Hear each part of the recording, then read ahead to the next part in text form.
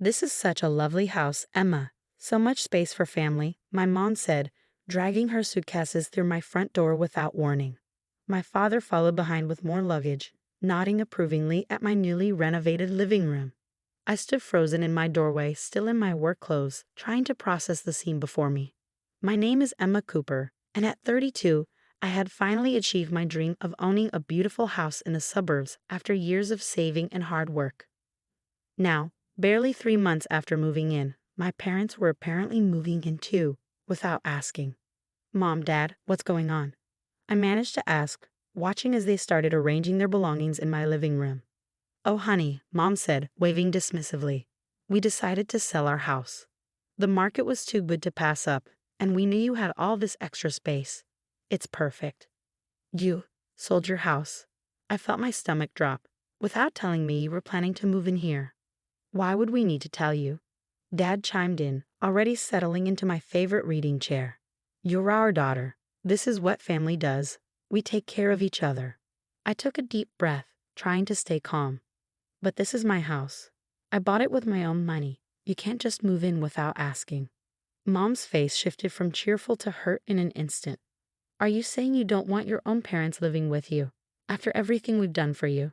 That's not what I'm saying. I'm saying you should have asked first. This is my space, my life. Your space? Dad's voice grew stern. We raised you better than this, Emma. Family comes first. Always.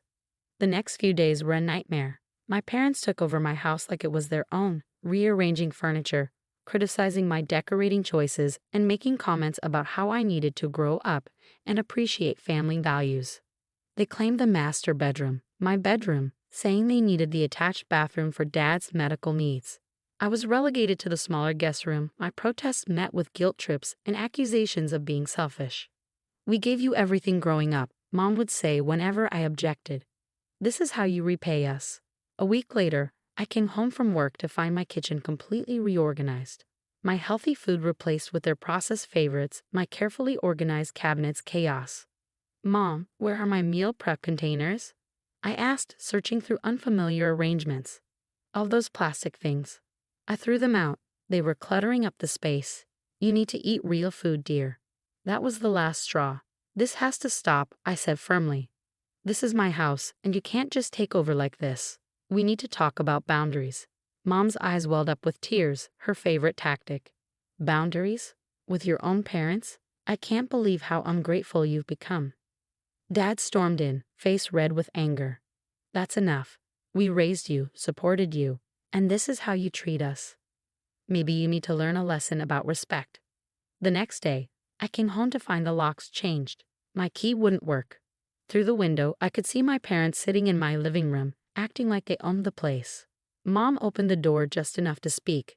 Until you learn to appreciate family, maybe you need some time to think about your attitude. Don't worry, we'll take good care of your house. The door closed in my face. I stood there, shock turning to cold anger. They had no idea what they'd just done. No idea at all. Instead of arguing, I smiled and walked away, pulling out my phone. I had prepared for something like this, though I never thought my own parents would be the reason. Hi, James, I said to my lawyer. Remember those documents we prepared? I think it's time to use them. My parents had no idea that I'd documented everything since the day they arrived. Every conversation recorded, every change photographed, every violation of my property noted. They thought they were teaching me a lesson about family. They were about to learn one about consequences. I checked into a hotel, still smiling. Sometimes the best revenge isn't immediate. It's carefully planned and perfectly executed. And I had a plan that would make them regret ever taking advantage of my kindness. Let them enjoy my house for now. They had no idea what was coming. 3 days after being locked out of my own house, I sat in James' office, reviewing the extensive documentation we gathered. Every text message, every photo, every bank statement proving my sole ownership of the property lay neatly organized in folders. Your parents really didn't think this through, James said, shaking his head. Breaking and entering, illegal eviction, theft of personal property. The list goes on. Have they tried contacting you? I showed him my phone, 47 missed calls and over 100 texts from my parents, ranging from angry demands to tearful guilt trips. Where are you staying? You're making us worry. Stop being childish and come home. After everything we've done for you. They still think they're in control, I said, putting my phone away. What's our next step? James smiled. The police have been notified. We filed for an emergency eviction order. Given the evidence, the judge should rule in our favor quickly. True to his word, things moved fast. The next morning, my parents received their first shock. A formal notice from the court, delivered by a stern-faced officer. My phone exploded with messages. What is this legal nonsense? How dare you send the police to your own parents? We raised you better than this. I didn't respond. Let them stew in their self-righteous anger. Instead, I focused on phase 2 of my plan. While my parents were busy playing house, I'd been making calls. Remember those renovation projects they'd started without my permission? Turns out, none of them were properly permitted. The city's housing department was very interested in that information. The inspector arrived unannounced, right in the middle of my dad's unauthorized bathroom remodel. The fines would be substantial. My brother Mark called that evening. Emma, what are you doing? Mom's hysterical. Dad's having blood pressure issues. Just let them stay. Like they let me stay. I asked calmly, in my own house that I paid for. But there are parents. Being parents doesn't give them the right to steal my home, Mark. They made their choice. Now they can face the consequences. The court date arrived faster than expected. I sat quietly in the courtroom, watching my parents' faces as their lawyer tried to spin their actions as a family misunderstanding. The judge wasn't impressed. Mr. and Mrs. Cooper, you illegally occupied your daughter's property, changed the locks without permission, and barred her from entering her own home. Do you understand the seriousness of these actions? But were her parents? Mom protested, tears flowing. We gave her everything. Except respect, I muttered. The judge's ruling was clear. My parents had 48 hours to vacate the premises. Any damage to the property would result in additional penalties. And where are we supposed to go? Dad demanded as we left the courthouse. We sold our house because we trusted you. That's not my problem, I replied. You should have thought about that before stealing my home. The next day, watching from my hotel room, I received updates from my neighbors. My parents were moving out, but not quietly. They were taking furniture, my furniture, claiming it as theirs. Oh no, I smiled, dialing my phone. Hello, police? Yes, I'd like to report a theft in progress. The officers arrived just as my parents were loading my grandmother's antique dining set into a moving van. The set she had specifically left to me in her will. But we gave it to her. Mom wailed as the officers made them unload it. It's practically ours. Do you have documentation of that gift? The officer asked. They didn't, of course. I did, along with photos of every item in my house taken before they moved in. By evening they were gone, forced to move in with my brother Mark. My house, however, wasn't quite ready for my return. They'd left their mark in ways both petty and destructive. Walls painted in colors I hated, my personal items accidentally damaged, kitchen appliances mysteriously broken. But I'd anticipated this too. Remember those house photos I took for insurance when I first moved in? The ones documenting the perfect condition of everything before they arrived? My insurance company was very interested in those. As I stood in my damaged kitchen that evening surveying their handiwork, my phone buzzed with a message from Mark. I hope you're happy. Mom and Dad are devastated. This isn't what family does. I typed back a simple response. No, this is what consequences look like. Let them be devastated. Let them feel a fraction of the violation and helplessness they'd made me feel. Their actions had shown me exactly what kind of family they were. The kind that took without asking, demanded without giving, and expected without earning. But they taught me something valuable. Sometimes the people who claim to love you the most are the ones you need to guard against the hardest. I started making calls to contractors. It was time to rebuild, not just my house, but my boundaries. And this time, they'd be stronger than ever.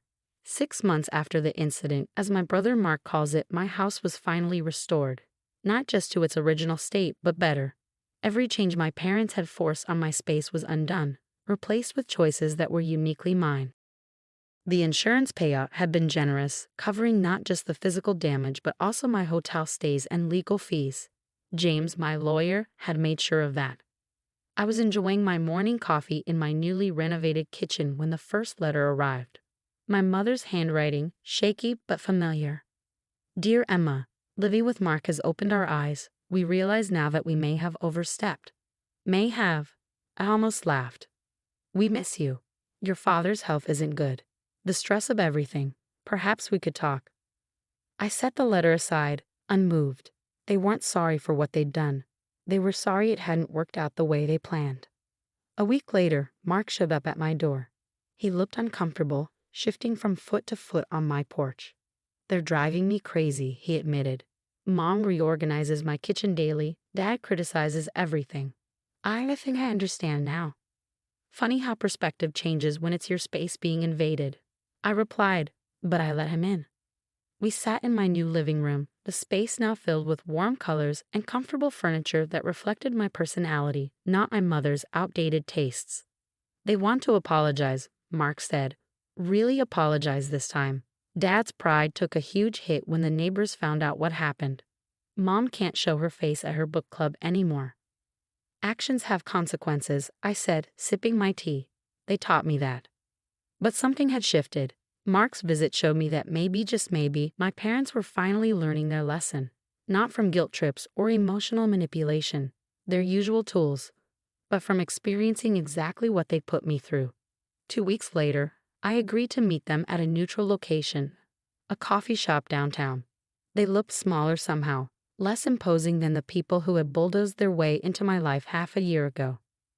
Emma, Mom started, her voice lacking its usual dramatic flair. We were wrong. Dad nodded, looking at his coffee. We thought we had the right. Parents always know best, that's what we believed, but we didn't know best. We just knew what we wanted. You didn't just overstep, I said calmly. You tried to steal my home. You locked me out of the house I bought with my own money. You treated me like a child who had no rights to her own space. We know, Mom whispered. Living with Mark, it's different when you're the ones who have to follow someone else's rules. Mark's throwing us out, Dad admitted. Says we either need to respect boundaries or find somewhere else to live. We never taught our children about boundaries, did we? For the first time, I saw genuine regret in their eyes. Not just for getting caught, not just for facing consequences, but for the hurt they caused. We'd like to make it right, Mom said. We found an apartment, small, but it's ours. No more assuming we can take over our children's spaces. And we'd like to rebuild our relationship with you, Dad added. On your terms this time. I studied them carefully. The past 6 months had changed us all. They looked older, humbled. I felt stronger, more assured in my boundaries. It'll take time, I said finally, and things will be different. No more guilt trips, no more, but we're family excuses. They nodded, understanding that this was their last chance. Over the next few months, we started small. Sunday dinners, at restaurants not my house. Phone calls that respected normal boundaries. When they finally visited my home again, 3 months later, they asked permission first. They complimented my choices instead of criticizing them. They sat where I invited them to sit, used coasters without being asked, and left when I said it was time. Your house really is beautiful, Emma, Mom said during one visit, no hidden agenda